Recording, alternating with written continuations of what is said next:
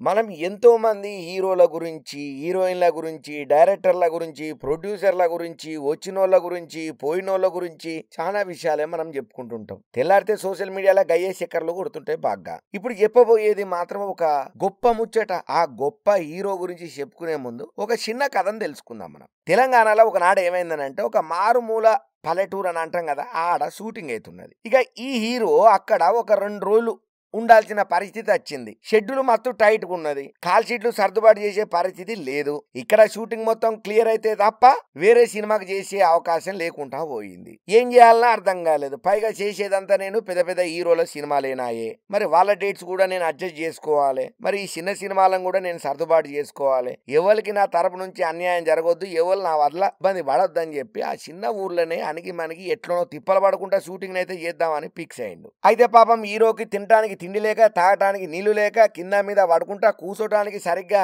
వసతులు లేక, ఆ ఊరు మొత్తంలో ఇంకో గొప్ప ముచ్చట ఏందనంటే గంట సేపే కరెంట్ ఉంటుందట. షూటింగ్ అవుతున్నది, బ్లాక్ అవుతున్నది, ఆఫ్ అవుతున్నది, కరెంట్ వస్తున్నది, పోతున్నది.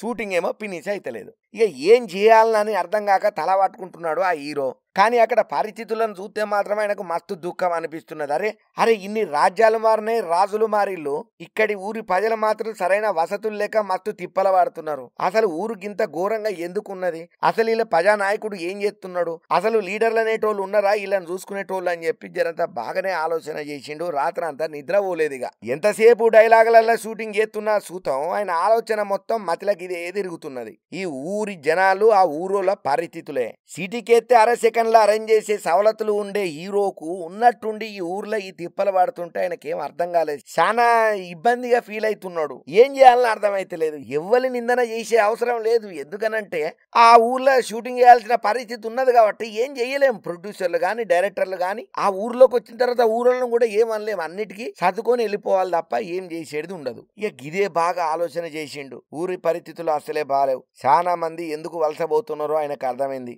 ఊరితో శాశ్వతంగానే బంధాలు తెంపేసుకుంటున్నారు. సేమ్ శ్రీమంతుడు సినిమా లెక్కనే డిట్టో టు డిట్టో.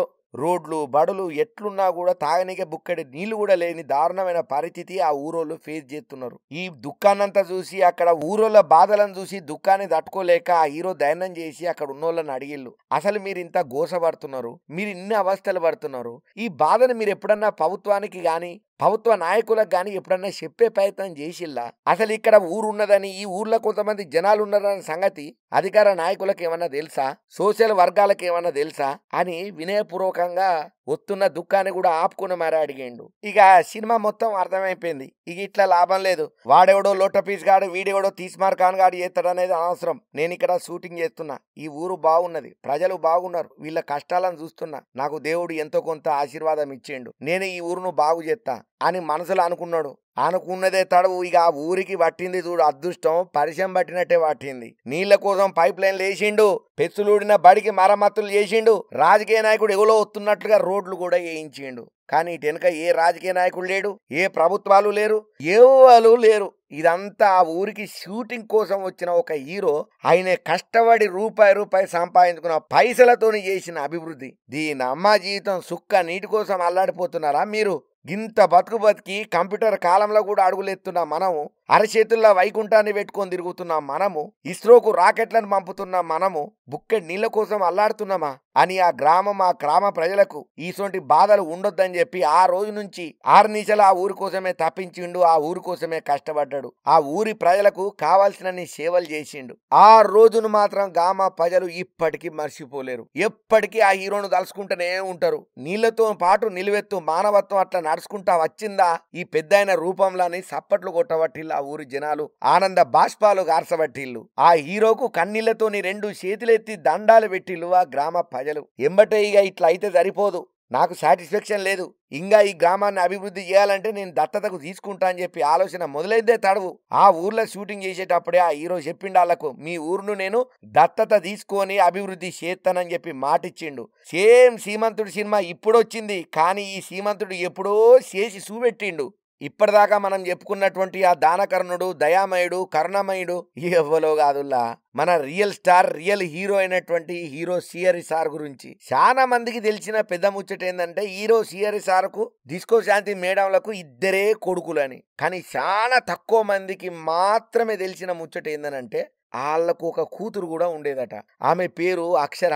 పాప అంటే పంచ పానాలు పెట్టుకొని అల్లారు ముద్దుగా పెంచుకున్నారు. కానీ పాపం ఆనందం ఎక్కువ రోజులు నిలవలే. 4 నెలల వయసులోనే పాప చనిపోడు. 4 నెలల వయసులోనే ఆ పాప చనిపోడు.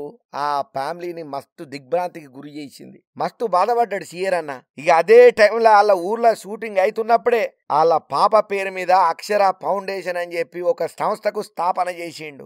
ఏమేందో ఏమో, నా కూతురు నాతోనే ఉన్నంత సంతృప్తి కలుగుతున్నది ఈ అక్షర ఫౌండేషన్ ను చూస్తే. మనసుకు హాయిగా అనిపించింది. నా కూతురు చనిపోడుతోని వచ్చిన దుఃఖం మాకొచ్చినట్టు ఏ తల్లిదండ్రులు ఆ దుఃఖాన్ని అనుభవించొద్దని అక్షర ఫౌండేషన్ స్థాపన చేసుడే కాదు, మేడ్చెల్ల 4 ఊళ్లను దత్తతకు తీసుకొని అక్కడి ప్రజలకు మినరల్ వాటర్ను అందించి గ్రామంలో అనేక మౌలిక సదుపాయాలను సాధనకు కృషి చేసి అన్ని అట్లనే ఇప్పటికీ కూడా కంటిన్యూ చేస్తున్నారు. నిజంగా సీఆర్ సార్కు ఆయన సతీమైనటువంటి డిస్కో శాంతి మేడంకు శతకోటి వందనాలు అని ఇప్పటికీ వాళ్ళ ఫోటోలు పెట్టుకొని పొర్ల దండాలు పెడుతుంటారు ఆ ఊరి ప్రజలు.